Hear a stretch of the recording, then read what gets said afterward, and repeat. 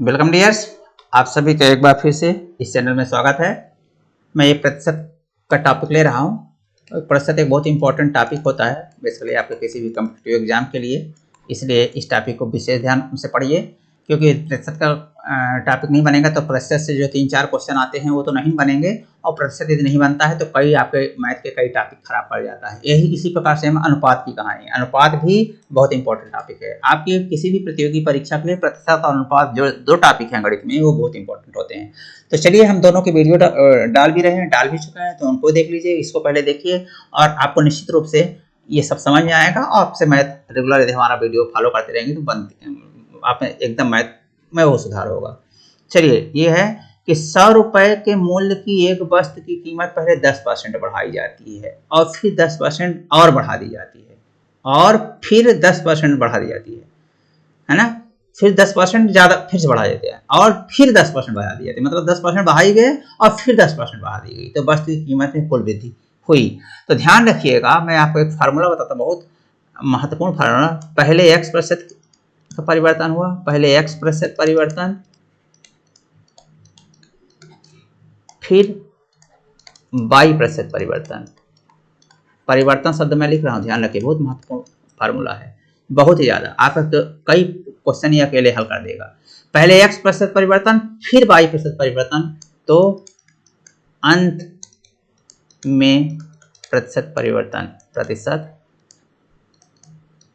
परिवर्तन, अंत में प्रतिशत परिवर्तन कितना होगा, मैंने दोनों मिलाकर, अंत में मतलब इन दोनों को मिलाकर कुल प्रतिशत परिवर्तन कितना होगा। अंत में कुल प्रतिशत परिवर्तन कितना हुआ, कुल प्रतिशत परिवर्तन कितना हुआ। ये टाइप का क्वेश्चन बहुत ज्यादा परीक्षा में रहता है, तो ध्यान रखिएगा, इसका आंसर होगा x + y + xy/100। ये आप ध्यान रख लीजिए और आपका जो है तो 100% ये क्वेश्चन हमेशा सॉल्व हो जाएगा, कभी भी आपको दिक्कत नहीं आएगी, कितने प्रतिशत होगा, ध्यान रखिएगा।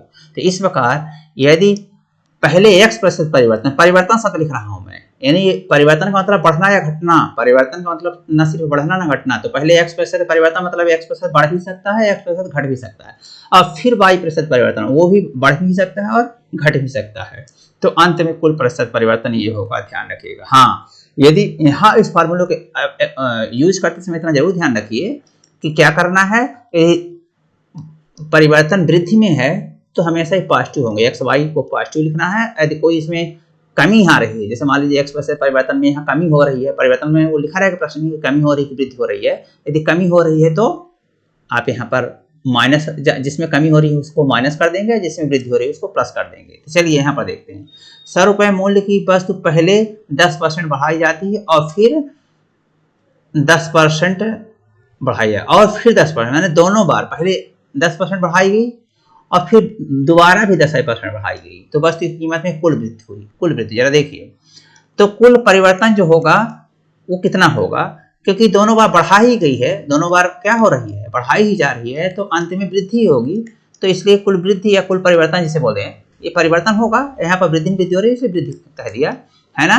तो ये x के स्थान पर 10 है और y के स्थान पर भी 10 है, दोनों वृद्धि है, दोनों बढ़ाई गई हैं और इसलिए दोनों धनात्मक रहेंगे। प्लस 10 × 10/100, ये फार्मूला यूज कर देंगे। ये वाला, ये फार्मूला बहुत इंपॉर्टेंट है, जिसको मैंने बताया, ये बहुत इंपॉर्टेंट है। तो यहाँ पर इस प्रश्न का वस्तु में कुल वृद्धि, जैसे कुल परिवर्तन है, मैंने शब्द यूज किया है, परिवर्तन मैंने इसलिए यूज किया है कि यहाँ परिवर्तन में वृद्धि या कमी कुछ भी हो सकती है, यहाँ सिर्फ वृद्धि कर रहा है इसलिए वृद्धि होगी, अंत में वृद्धि होगी।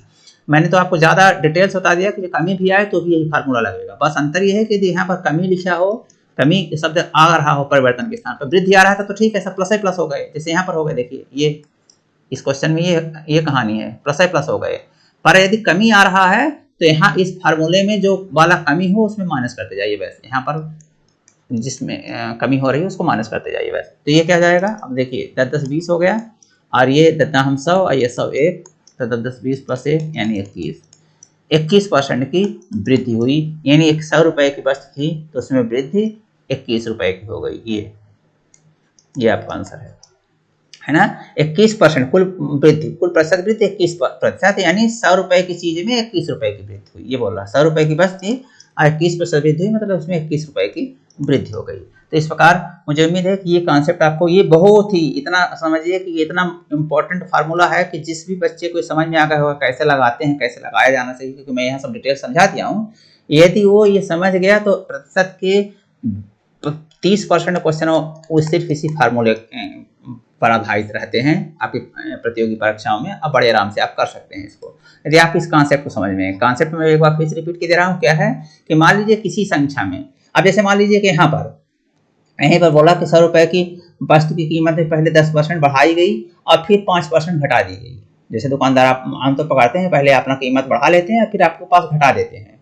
फर्ज कीजिए ऐसा होता, ये पहले 10% बढ़ा देते और फिर 5% घटा देते, ऐसा कर देते। 10% पहले कीमत अपने मन में बढ़ा लेंगे, अपने आप बढ़ा कर चिपका देंगे और फिर जब आप जाएंगे तो घटा देंगे, उसको घटा देंगे, बोलेंगे डिस्काउंट दे रहा हूँ। तो पहले 10% बढ़ाते और फिर 10% घटा देते थे वस्तु की कीमत में।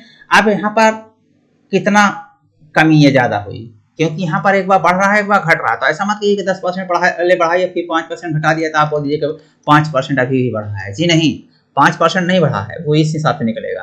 तो इस हिसाब में इस फार्मूले को अप्लाई करें यदि आप, तो 10% पहले बढ़ाई गई तो 10, फिर 5% घटाई गई तो -5 और प्लस XY, ये XY यानी x के स्थान पर 10 और y के स्थान पर -5। देखिए घटा है तो -5 लिखना पड़ेगा। यहाँ x के स्थान पर आपने 10 लिखा और y के स्थान पर -5 लिखेंगे, ठीक है।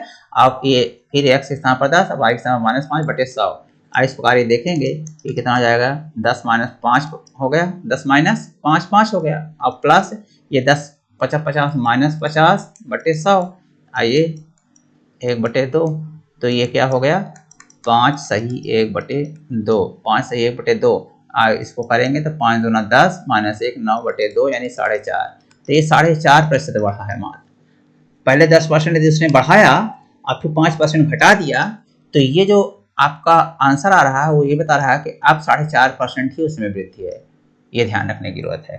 तो इस प्रकार ये क्वेश्चन यदि आपके, ये कॉन्सेप्ट यदि आपको क्लियर हो गया है तो आपको बड़े आराम से हर क्वेश्चन बड़े आराम से सॉल्व हो जाएंगे, ठीक है। अभी मुझे उम्मीद है कि आपको ये कॉन्सेप्ट क्लियर हुआ होगा। तो चलिए मिलते हैं फिर अगले वीडियो में, तब तक के लिए बहुत बहुत धन्यवाद।